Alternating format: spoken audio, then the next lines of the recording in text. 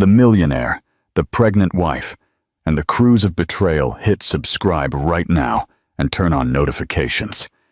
You won't believe how this high-stakes marriage collapses in one shocking moment. Cruise ship collision. Imagine the scene. Miami's Port, Florida.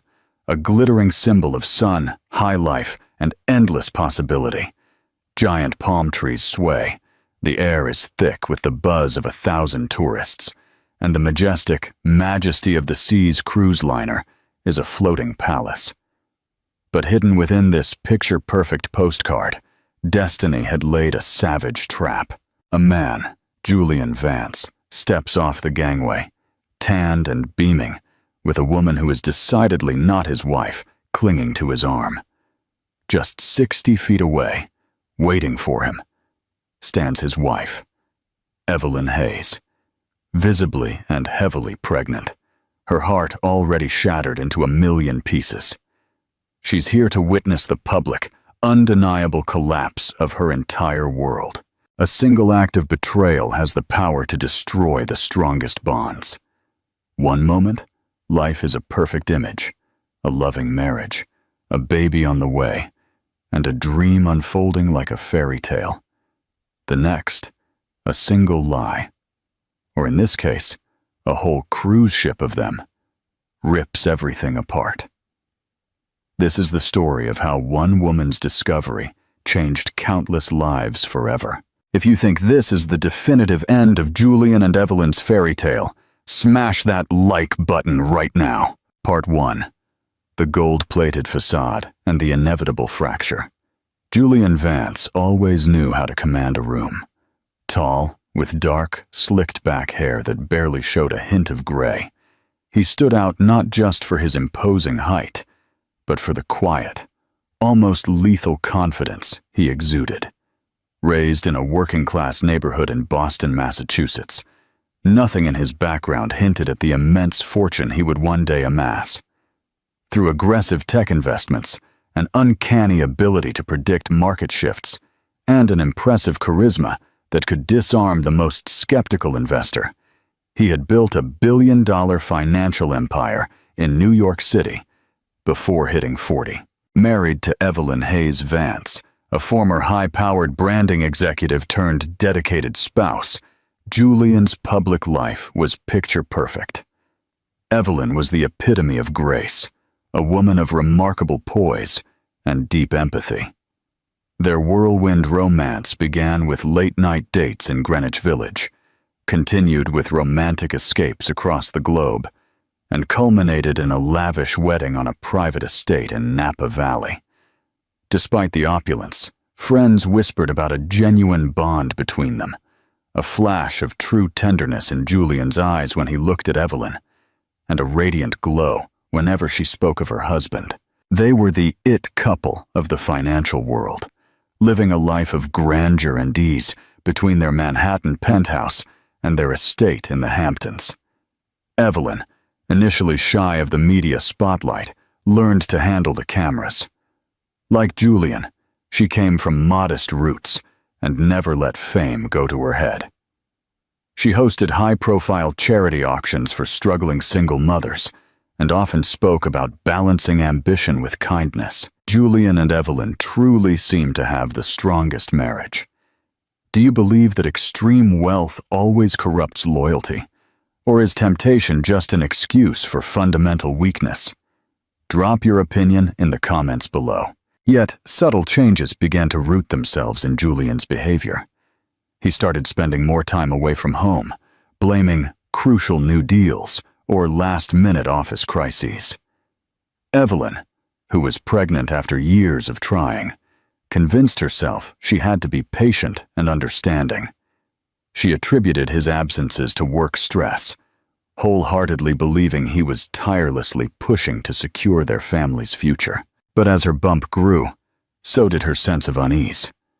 Julian came home later and later and seemed strangely uninterested when she tried to talk about the baby, the monumental event they had both longed for. A shadow hung over him, a tension that made him flinch whenever she tried to embrace him. In the pit of her heart, Evelyn sensed an approaching storm. Part 2. The Forbidden Pull of Chloe Ryan. Behind Julian's new distance lay a secret that would soon shatter his marriage. A nearly year-long affair with a woman named Chloe Ryan, a magnetic digital marketing consultant, 12 years his junior. Chloe, with her glossy black hair and dazzling green eyes, caught Julian's attention instantly at a high-end networking dinner in NYC. She radiated an ambition that matched his, peppered with a razor-sharp wit. The affair began in secret, hidden behind business meetings, in luxury lounges, exclusive restaurants, and eventually penthouse suites Julian could effortlessly afford. Chloe was captivated by his tales of corporate conquests and global travel, eager to partake in the luxury he offered.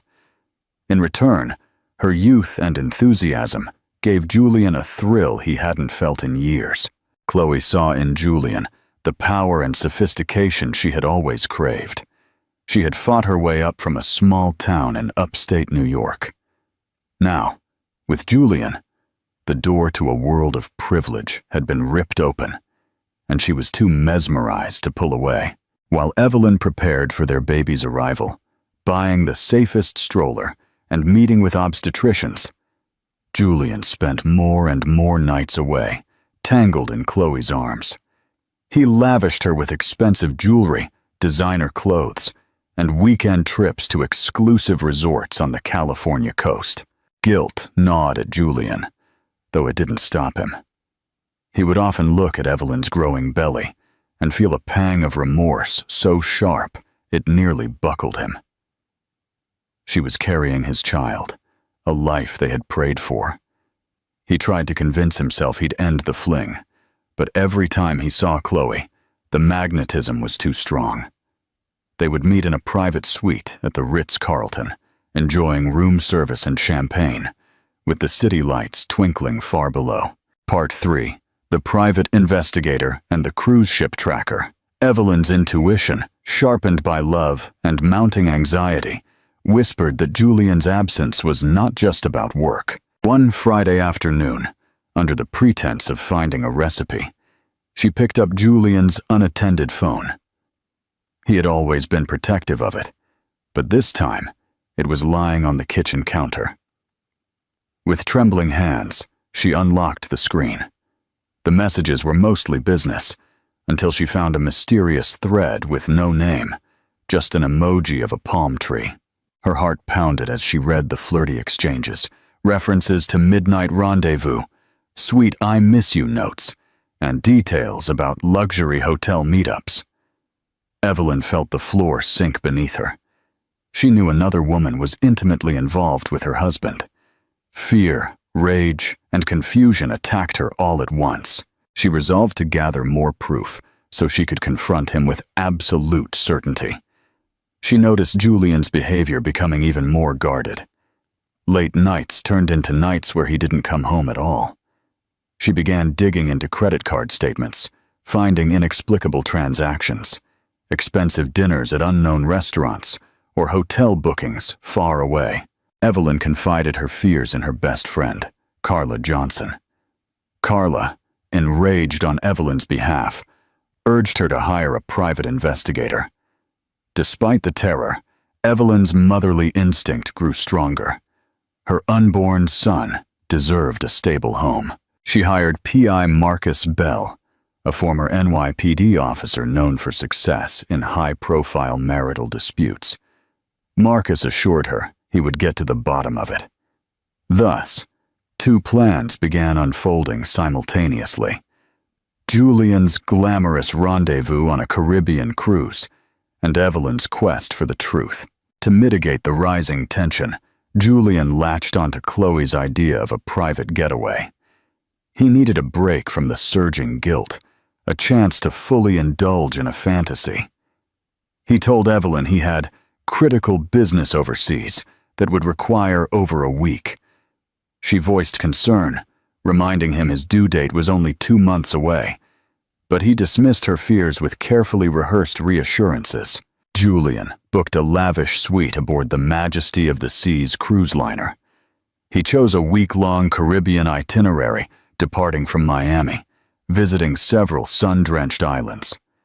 He believed a massive ship, teeming with thousands of cruisers, would be a safe haven for the secret. Part 4. The Miami Pier and the Final Trap. Port Miami, bustling with tourists, hummed with excitement as the enormous Royal Caribbean ship loomed in the background. On the morning of the departure, Julian and Chloe arrived separately to avoid drawing attention. They exchanged discreet smiles as they headed for check-in, eager to escape to their floating paradise. On board, they toasted with welcome champagne.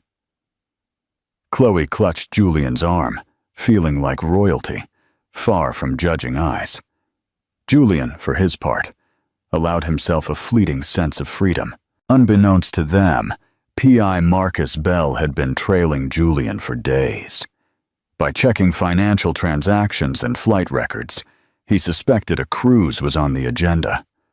Marcus followed Julian's trail to Miami, gathering photographic evidence. On the day of the departure, he positioned himself among the crowd, snapping pictures of Julian and Chloe as they boarded together. He even managed to secure a stateroom on the same ship, prepared to document every bit of proof Evelyn deserved. The cruise sailed smoothly, and for Julian, every new island offered a temporary reprieve from guilt. For Chloe, the trip was like stepping into a fantasy realm. Yet beneath their sun-kissed smiles lay truths they dared not examine closely. Marcus Bell skillfully blended into the crowd. Every time Julian leaned in to kiss Chloe's cheek or wrap an arm around her waist, Marcus discreetly snapped a photo. He documented it all: the stolen smiles, the embraces, the gold keycard to Julian's opulent suite. On the fourth night, the gala night, Chloe appeared in a shimmering silver backless dress, looking like a movie star. Julian wore a custom-tailored tuxedo. They danced beneath glittering chandeliers, oblivious to the curious glances. The detective already had enough evidence, but he felt a more dramatic confrontation was inevitable. The most secure people in their deception are the ones most likely to make a public mistake. The countdown to the unveiling has begun. Comment below. Do you think Evelyn should confront Julian publicly at the port or wait for the privacy of the courtroom? Your opinion matters.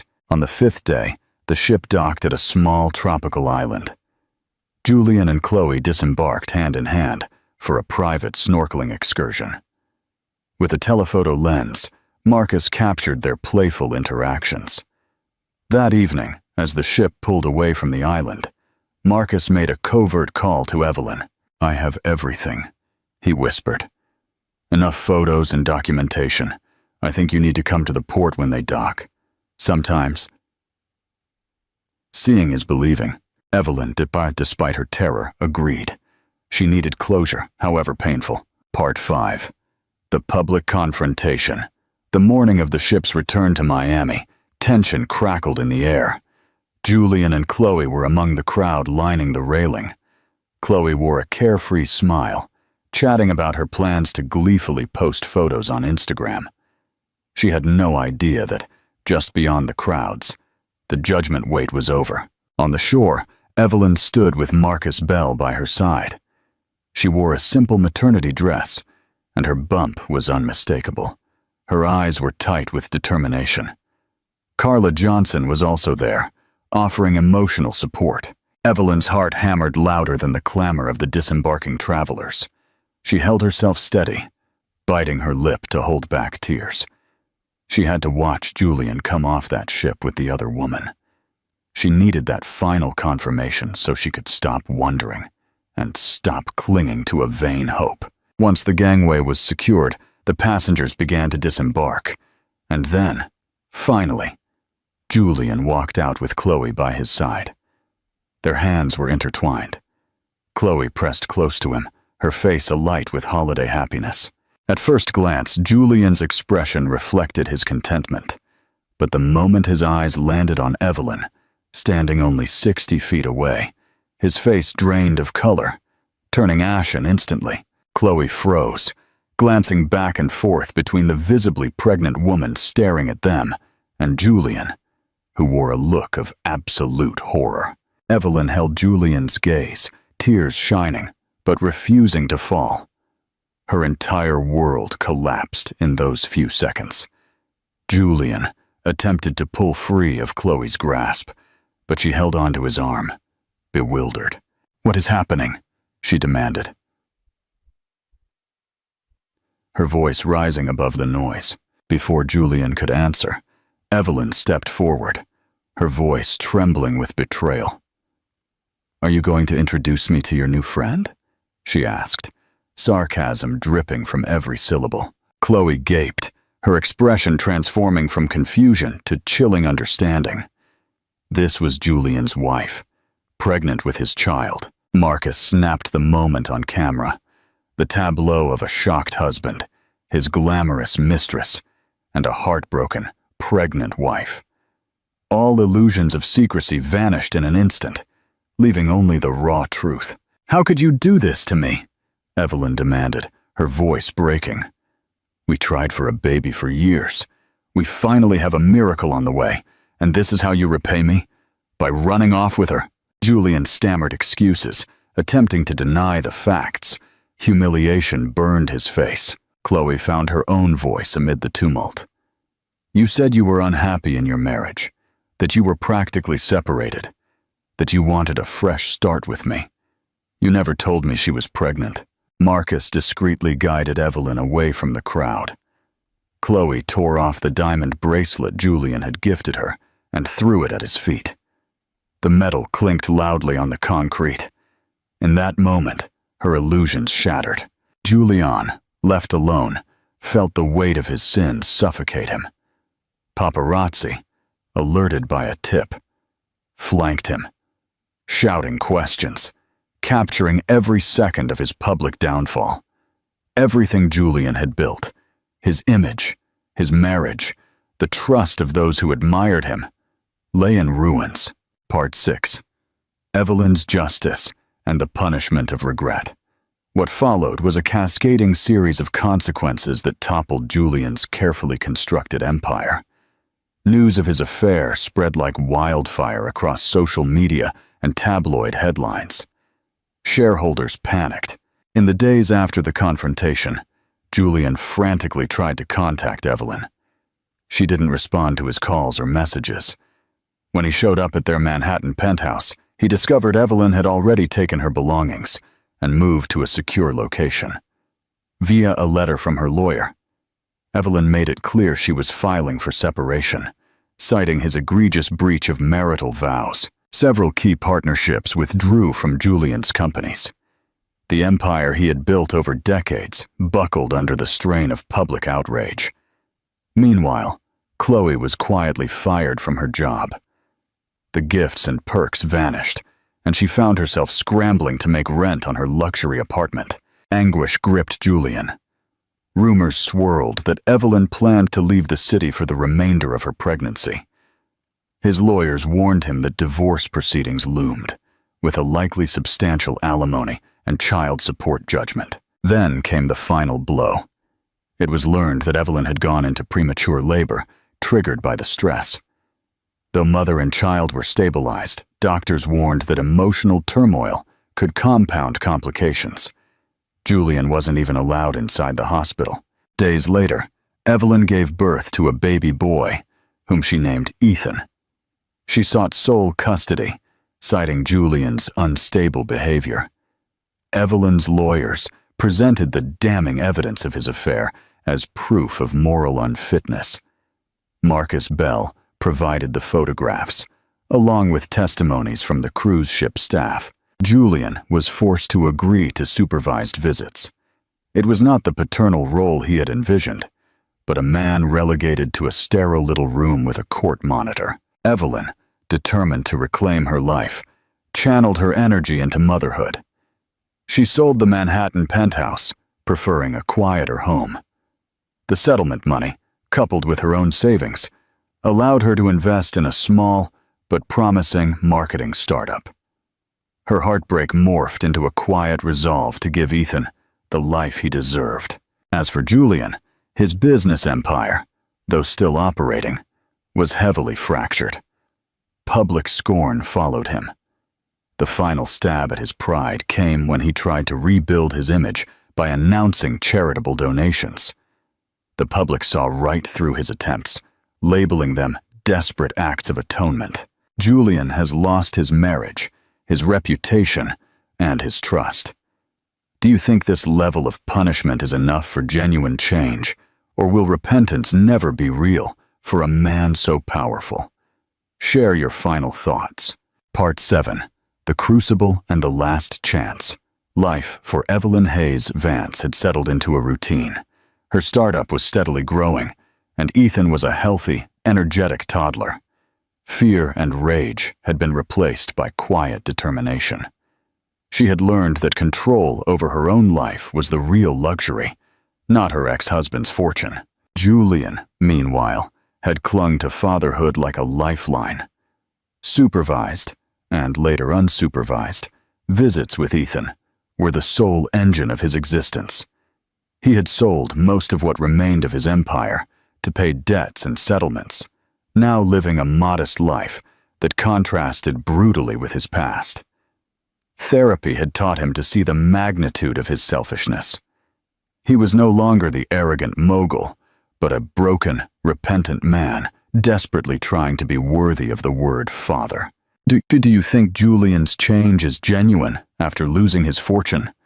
Or is it just a desperate strategy to win back Evelyn and his son? We want to read your theories on repentance in the comments.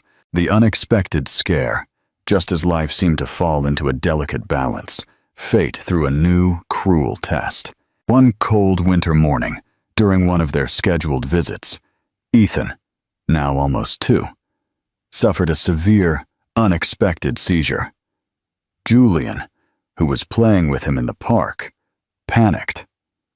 Instinctively, he did what Evelyn had taught him. He called 911, and then, despite his terror, he called Evelyn. Evelyn arrived at the hospital minutes later. Seeing Julian, pale and disheveled with panic, clutching Ethan's favorite small toy, an old reflex of anger died out. Now, they were just 2 terrified parents. "What happened? Did you do something?" Evelyn demanded, her eyes bloodshot. "No, I don't know," Julian stammered, tears welling up. "He just collapsed and started shaking. The doctor said it's serious. They need to run tests." Doctors diagnosed a rare autoimmune condition affecting Ethan's nervous system. It would require a series of experimental treatments and, potentially, an operation at a specialized medical center in Zurich, Switzerland. The treatment bill was astronomical, even for Julian's remaining wealth. Evelyn, while now a successful entrepreneur, couldn't cover these extraordinary costs alone, without liquidating her startup and her son's financial security. She turned to Julian. "We need the money," Evelyn said in the waiting room, her voice hoarse. "Everything you have left. You have to sell what's left of your stock. Whatever it takes, Julian. Ethan's life demands it." Julian nodded, without hesitation. "I'm doing it already. I called my lawyer the minute I got here. I'm liquidating the last big asset I have, the Hamptons estate and my private jet. I don't need any of it, Evelyn. Ethan does." In the following days, the former financial mogul, known for his greed, worked around the clock to dismantle the very last of his luxury life. For the first time in years, Julian wasn't acting out of ego, but out of a desperate, limitless, paternal love. The final sacrifice. The situation forced Evelyn and Julian to work as a team. They sat together in the hospital waiting room, reviewing medical reports and coordinating calls with Zurich clinics. They were no longer husband and wife, or traitor and victim. They were a rescue squad. During one of the long, sleepless nights, Julian broke the silence. "Evelyn," he said quietly, "I know I don't deserve forgiveness, but I need you to know something. When I lost everything, the money, the reputation, it hurt. But when I lost the possibility of being here with you and Ethan, That was hell. If I have to give my last penny and be homeless for Ethan to be cured, I will do it without a thought. Because you gave me this second chance to be a father, and I ruined it. But not anymore. Evelyn looked at him. In his eyes, she no longer saw the cold businessman or the liar.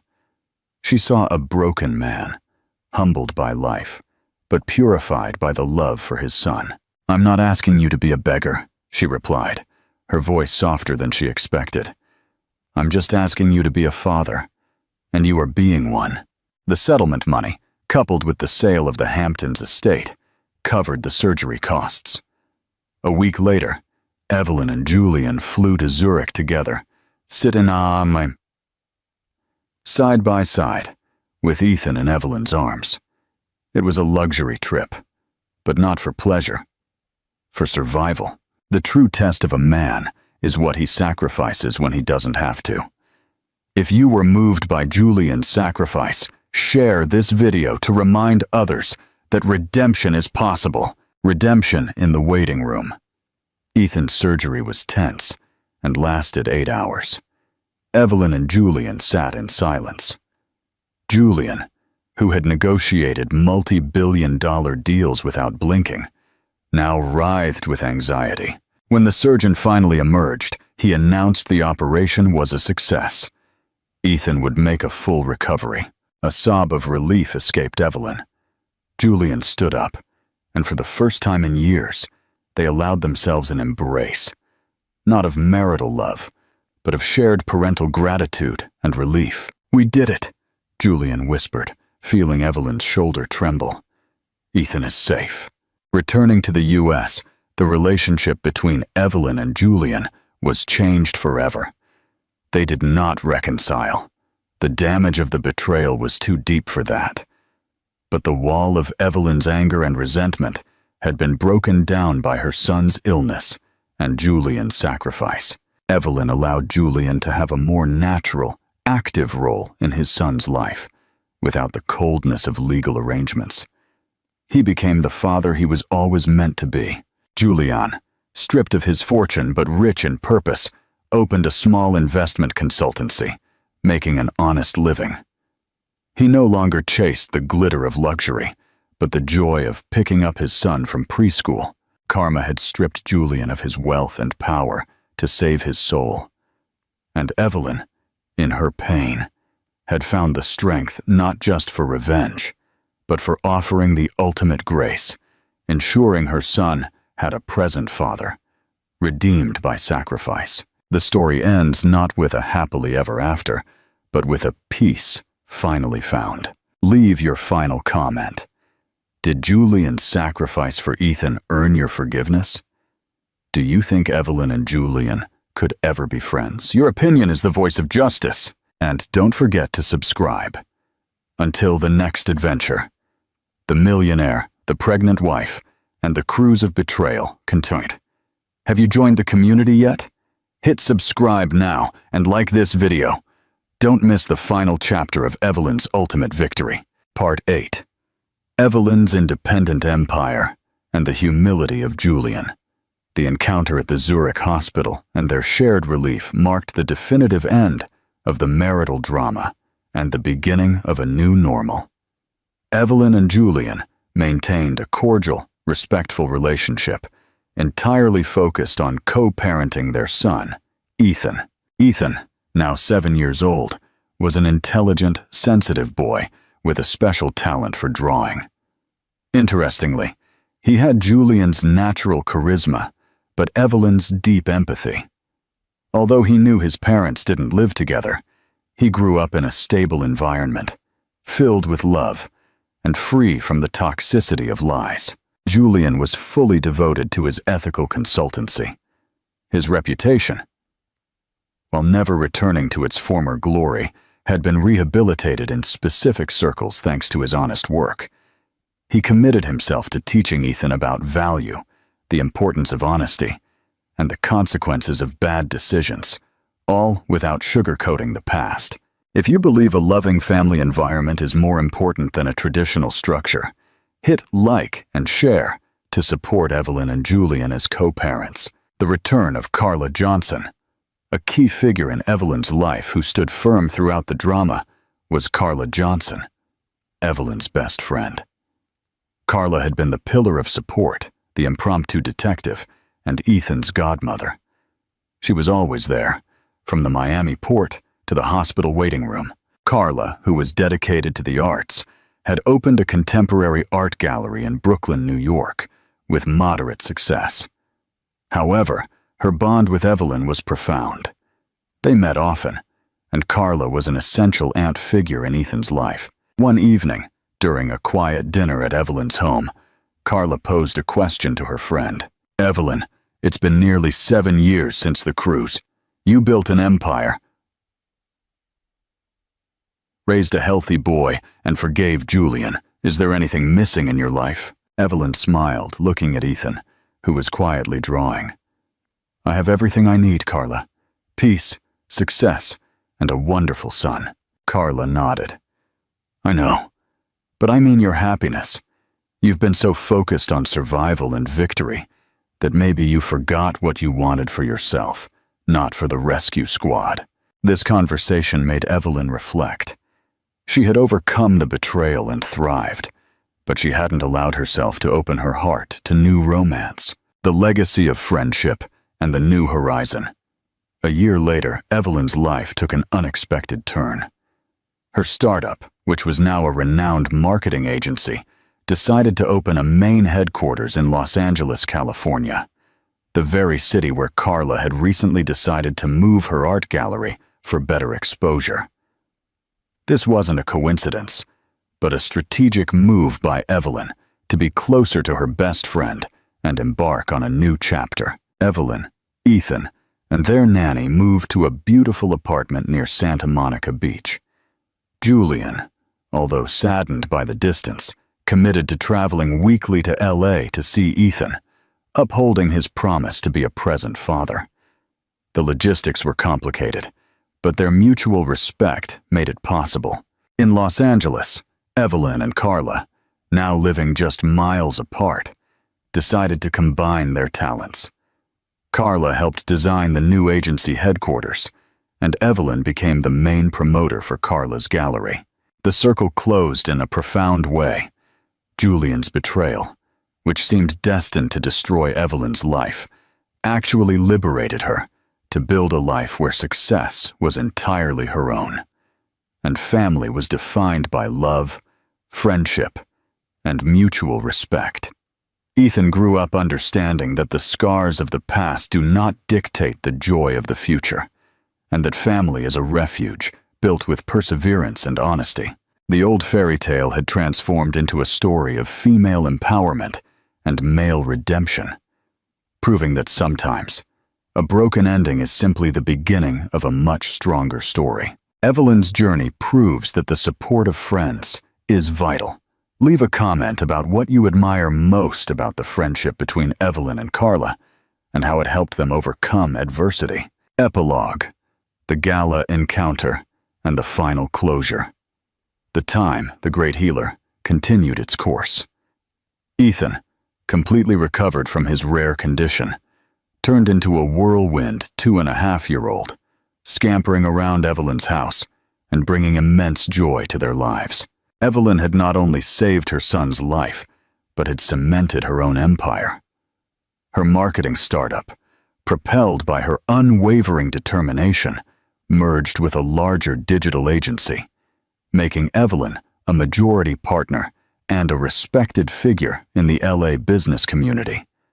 A woman who built her wealth with honesty and talent. As for Julian, the former mogul, his life was the antithesis of his past. The sale of his last assets not only funded Ethan's healing, but granted him an unexpected freedom, the freedom from greed. His small investment consultancy focused on helping startups grow, using his expertise to build, not just to accumulate. He lived with humility, but with a purpose his former life never knew. Evelyn's success is a victory over betrayal. What do you think is Evelyn's greatest achievement? Her son's health or her independent professional success? Comment your opinion on the true rebirth. The encounter at the gala. Nearly 5 years after the fateful incident at Port Miami, Evelyn was invited as the keynote speaker to a prestigious charity gala at the Walt Disney Concert Hall in Los Angeles, an event usually reserved for the untouchables of the elite. Walking down the red carpet, impeccable in a Spanish designer dress, Evelyn was no longer a mogul's wife. She was Evelyn Hayes Vance, the self-made businesswoman. Inside the majestic hall, as the orchestra music floated in the air, Evelyn sensed a familiar presence. She turned and, in a discreetly lit corner, saw Julian. He wasn't in a designer tuxedo, but a well-maintained, modest suit. He wasn't surrounded by bankers and paparazzi, but talking quietly with the director of a small NGO he was advising pro bono. He had aged, but his face no longer showed the tension of secrecy or greed. It only displayed a quiet humility. Evelyn approached, her heart beating with a mix of memories. "Julian," she said with a genuine smile. He turned, and his eyes lit up with joy upon seeing her. "Evelyn, you look spectacular. My congratulations on your speech. It was truly inspiring." They exchanged a few words about Ethan, who was on vacation with Carla at the time, and their son's latest tantrum. The conversation was easy, without bitterness, but with the comfort of two people who had shared a war and found a lasting truce. Julian revealed he was there for the NGO, seeking investors. "It's rewarding. I now use my skills to help people build something real, not just personal fortunes." Evelyn nodded, proud. She understood. Both had changed their measure of success. The definitive closure. Before parting, Julian paused, his eyes searching hers with seriousness. "Evelyn," he said, "it's been years, and I know I no longer owe you apologies but actions. But I just want you to know, the man who got on that cruise no longer exists. Karma stripped me of my wealth, and Ethan gave me a reason to use what little I had left for something bigger. Thank you for giving me the chance to be, at least, a good father." Evelyn, who had already forgiven Julian in her heart the day he sacrificed everything for Ethan, felt the final closure. "I believe you, Julian," she replied. "And I thank you. Thank you for being a good father to Ethan. That's all my son needs.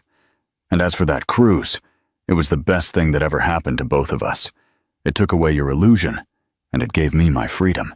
With that unspoken truth floating between them, they both smiled at each other. There was no need for embraces or false promises.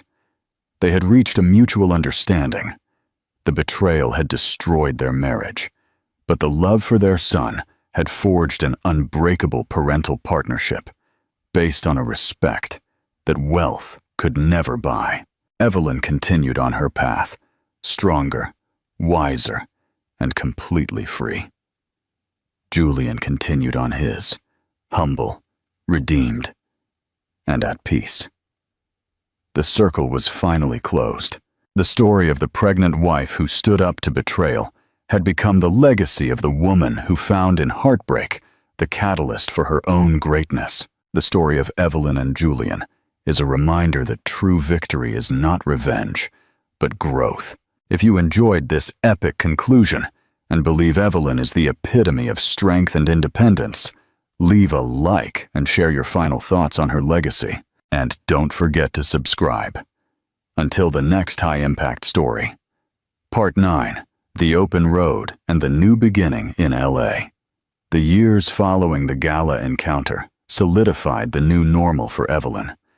She was now in her early 40s, a period of life where confidence replaced former anxieties. She was financially independent, a respected figure in the tech marketing world of Los Angeles, and, most importantly, a deeply loving mother to Ethan. Her friendship with Carla Johnson flourished in LA. They were an unstoppable duo. Evelyn, the sharp business strategist, and Carla, the creative visionary. Their collaboration extended beyond business. They were each other's anchors in a city full of fleeting connections. Evelyn's new perspective on love. Evelyn had consciously avoided dating for years. She had built such a fortress of self-reliance that opening up seemed impossible. The trauma of Julian's betrayal had left a deep scar, making her wary of wealth and charm. "You need to remember, Eve," Carla told her one day over brunch in Santa Monica. "Julian's mistake wasn't about money or power. It was about character. Not every successful man is a liar. You deserve a partner who respects your strength, not one who tries to overshadow it." This conversation shifted Evelyn's perspective. She realized she was allowing a past mistake to block her future happiness. Do you think it's possible to truly trust again after a profound betrayal, especially when wealth was involved? Comment your thoughts on Evelyn's journey back to dating. The Shibu Introduction to Alexander Reed. A few months later, at a high-profile industry conference Evelyn was speaking at in San Francisco, she met Alexander "Alex" Reed.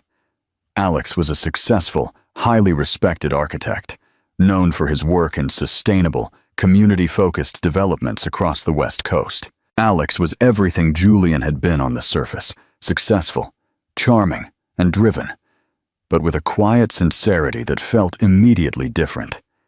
He drove a modest electric car, spoke passionately about urban planning, and, crucially, had an easygoing demeanor that didn't demand the spotlight. Their first conversation wasn't about business or money.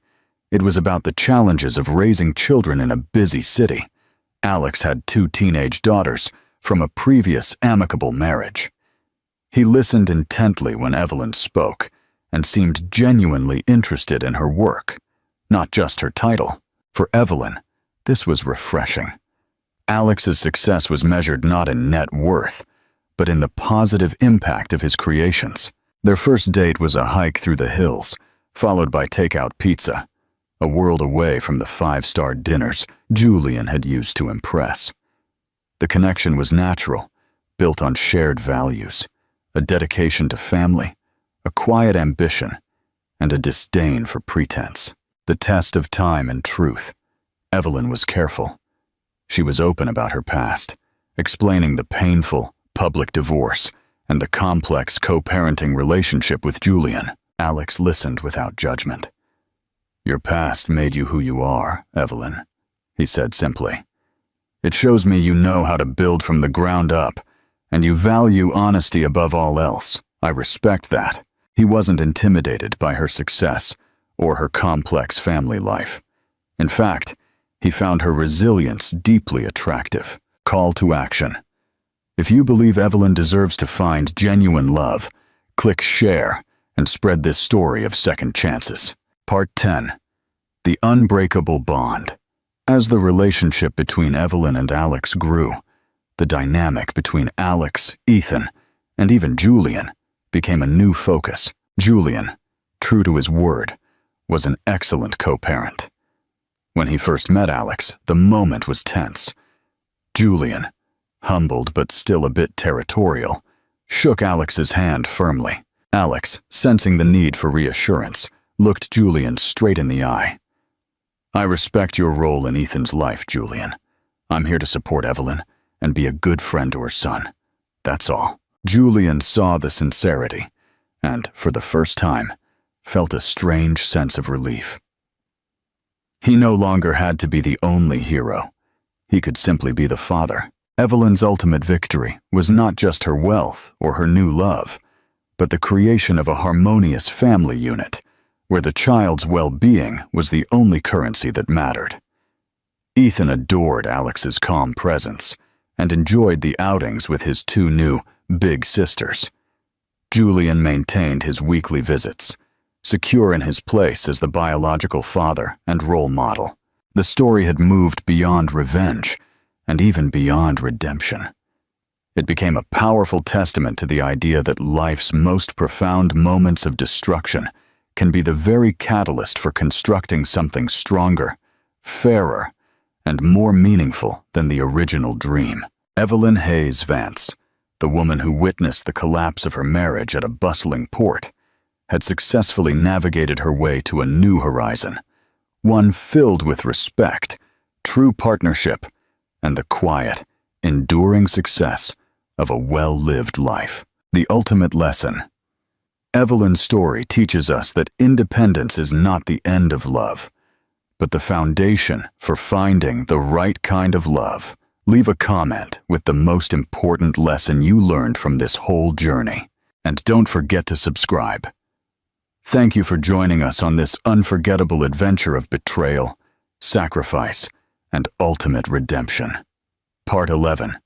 Ethan and the True Legacy. Ethan grew up in a unique environment.